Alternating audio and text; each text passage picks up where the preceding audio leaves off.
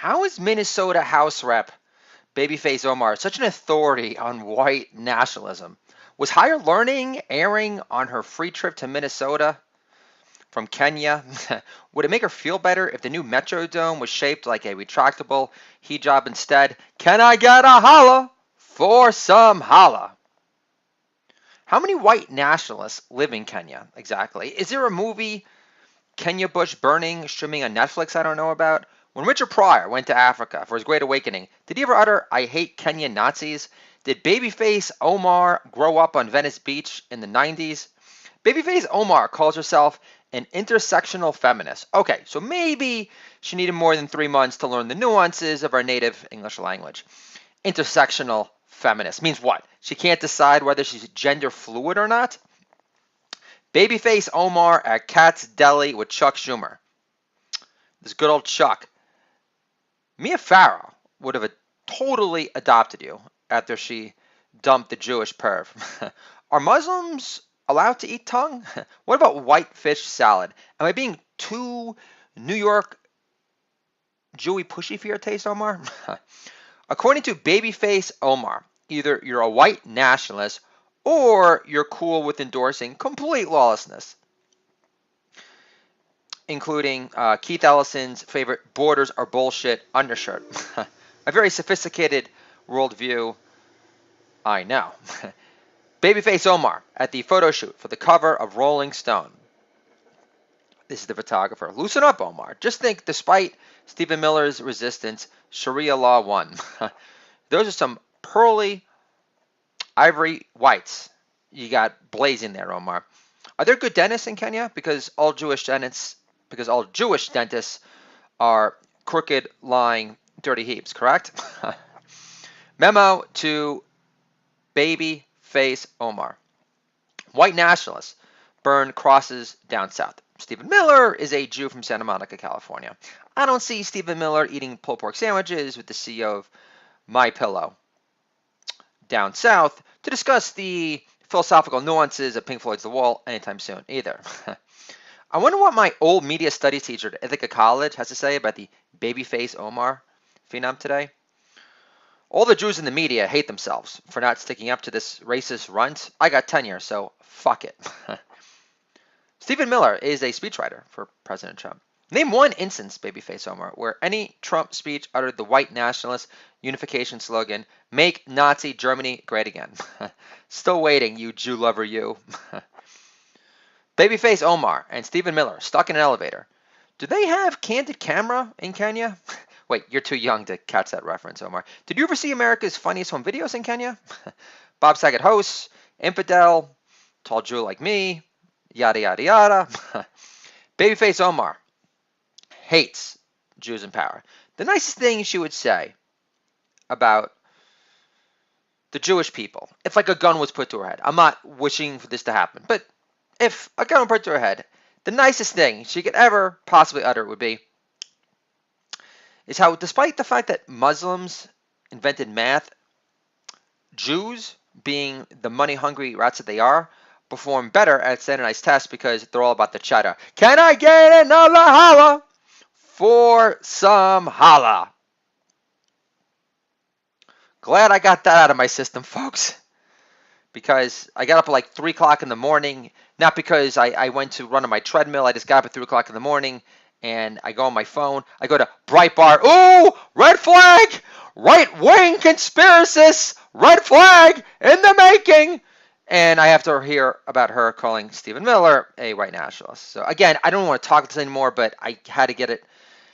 I had to expunge my final remaining true feelings on the subject and try to extrapolate as much comedic gold as I can. And obviously not giving a fuck in the process. That goes a long way too. Because I refuse to let CNN, what's become of the Democratic Rape and Enablement Party, try to censor me and try to control my definition of a MAGA hat. And I'm just disgusted at their continued perversity of what real patriotism represents in this country. And that is love of law and order, police, military, and for anyone that decides to run for president and work for free that tries to make our country safer and more prosperous, to keep the American dream afloat again for all. End of story. That is the patriotic spirit. So, it really gets annoying when I pontificate and I'm not delivering punchlines. I'm not going to apologize for it, but I could sense you guys waning. Call that a good old comedic stand-up cold calling new business development instinct. So this is my 5-year-old son. This is my 5-year-old son's comedic brain on fire. Where's Mama? It's taking 1 million decades. Do you want Daddy to read you a story? Get out of my life already. Mama's dead. It's my 2-year-old son in Pleasantville today, walking down the streets in his fleece with his 2 hands in his pockets, chiller than Matt Damon in The Outsiders with his shirt on. Thinking, I hit the genetic lotto.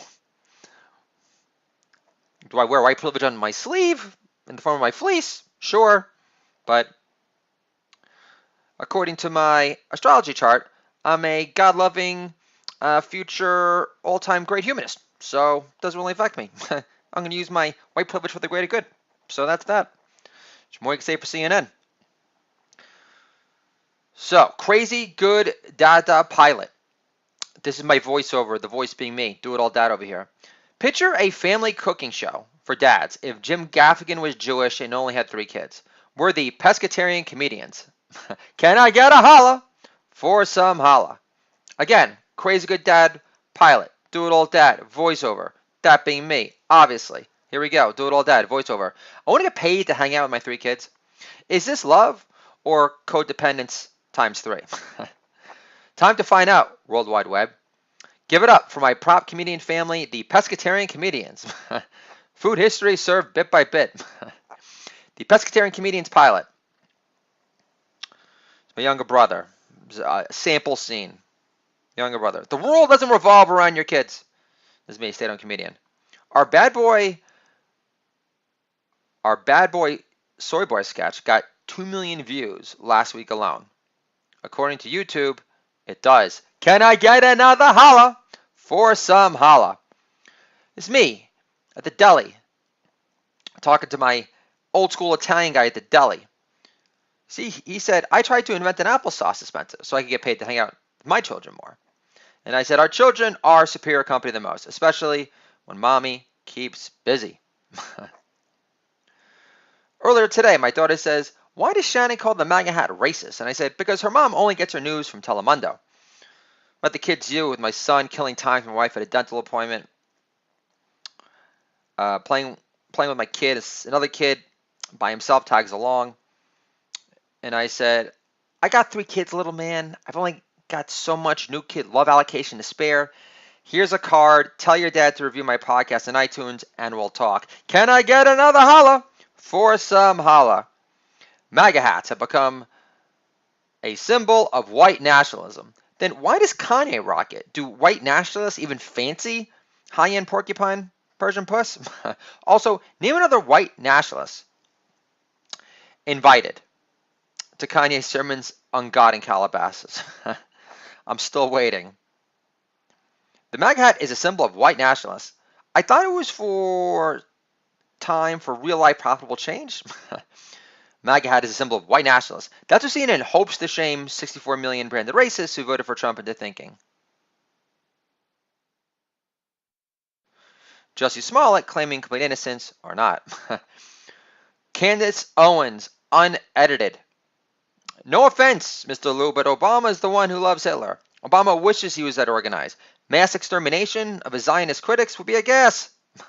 Whether it's through slipping them fentanyl in their soup or not. HR. How you handle commuting to the city after 3 years? This is me, stay-at-home comedian, dad/father of 3. After looking after 3 kids 2 summers in a row with no AC, the commute on Metro North will feel like a 5-week rave in Germany, actually. Memo to Craig Carden. Doing time as a stay-at-home comedian, dad with limited conjugal visits since our 3rd kid has turned our bed into an after-hours open milk bar, has made me a better on-air personality host also. I'll bet you on it. Double or nothing. Awkward classic rock DJ moment. That was Love Hurts. Aww. Kleinfeld only got to first base with a buck-tooth six by Texas hottie standards in Dazed and Confused. I'm still Large Larry for a reason. That hurts. This is the Do It All Dad Here podcast. Dad-friendly entertainment for you and me. What Gen X parents understand. Controlling our kids with comedy can make our kids great again. And I will talk to you guys soon.